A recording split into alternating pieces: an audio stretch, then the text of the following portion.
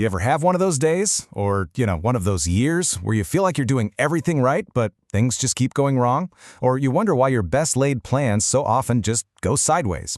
Well, it turns out people have been wrestling with these exact questions for thousands of years. Today we're diving deep into one single chapter from the Bible's great book of wisdom, Proverbs 16.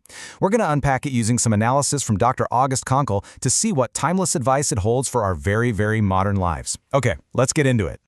So here's how we're going to break this down. We've got 5 key themes. First up, we'll look at that constant tug of war between our plans and, well, a higher purpose. Then we'll get into the hard truth about our own motivations. After that, we'll touch on a surprisingly relevant take on government, explore the danger of a path that only seems right, and finally, we'll flip the script on what true strength really looks like.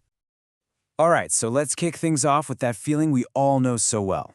We make our plans, we set our goals, but at the end of the day, we're living in a world we can't fully control.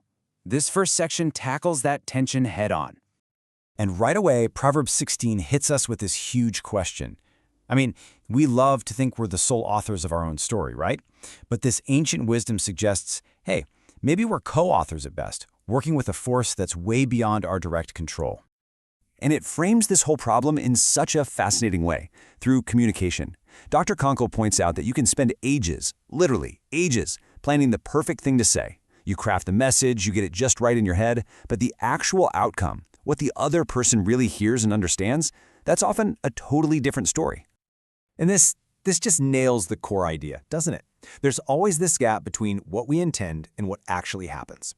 We can control the preparation, sure, but we don't control the reception.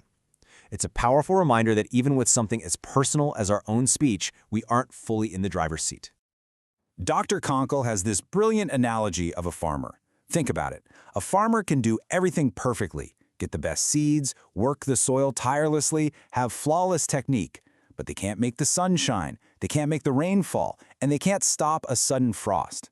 After they've done all their work, they have to simply trust a higher power for the harvest. And here's the key. This isn't about being passive. It's about doing your absolute best and then entrusting the results. And that idea, it flows right into our next big theme, self-knowledge. Because if we can't even fully control the words coming out of our own mouths, what does that say about our ability to really understand the complex motivations buried deep inside of us? Okay, this is where it gets really honest. Proverbs 16 verse 2 basically says that all our ways seem pure and right to us, but the Lord is the one who weighs our motives. I mean, think about it. Why do you do the good things you do? The truth is, our motives are almost always a mixed bag.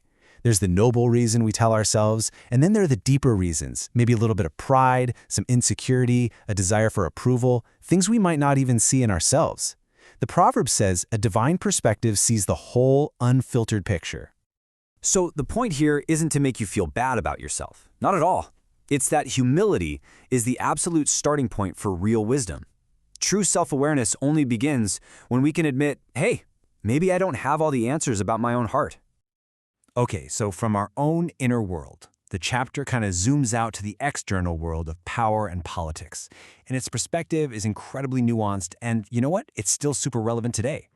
Dr. Konkel calls the biblical view of government a love-hate relationship. On the one hand, it's absolutely necessary. Without it, you get chaos. It provides structure. But on the other hand, the scriptures don't pull any punches. They're brutally honest that concentrated power is dangerous and that governments often become the worst offenders. So the wisdom here isn't just government is good or government is bad. It's that we have to engage with it critically, recognizing that we need it for order while always being vigilant against its potential for corruption. But it also holds up this beautiful ideal. The goal of government, its highest purpose, is to be like a gentle rain, something that brings life and flourishing and peace to its people. That's a powerful standard to hold our leaders to. All right, this next section has one of the most famous and frankly most chilling verses in the entire book. It's all about the profound danger of just relying on what feels right to us. And we've all been there, right? You've got a plan, an idea, a direction that just feels absolutely, undeniably correct. It makes perfect sense in your head. You're completely convinced it's the right way to go. And there it is. There is a way that seems right to a person, but its destiny is the path of death. Whoa, let that sink in for a second. Now, this isn't just talking about physical death. It's talking about a path that leads to destruction, to ruin, to profound loss. It's this stark warning against the arrogance of our own unexamined gut feelings. Now, to make this real, Dr. Konkel uses the modern example of a workaholic. Hard work. That seems like a good path, doesn't it? But he explains that when work isn't just about the work itself, but about trying to feed a desire that can never be satisfied, for more money, more status, more security, it becomes a tyrant. A path that seems so right becomes a totally destructive force in your life. So, if our plans are fragile and our own wisdom can lead us astray, where do we find real strength? Well, this final section totally flips the script on what most of us think about power, success, and even getting older. What does power look like to you? For most of us, we think of force or control, maybe coercion. But Proverbs argues that true power, the greater power, is patience. It's the ability to control yourself, not just control other people. The proverb puts it this way: better a patient person than a warrior, one with self-control than one who takes a city. Just think about that for a minute. The greatest victory isn't conquering some external enemy, but mastering your own internal world, your impulses, your reactions. That's real strength. And this wisdom even changes how we view life itself. I mean, look at our culture. We are obsessed with youth and terrified of aging.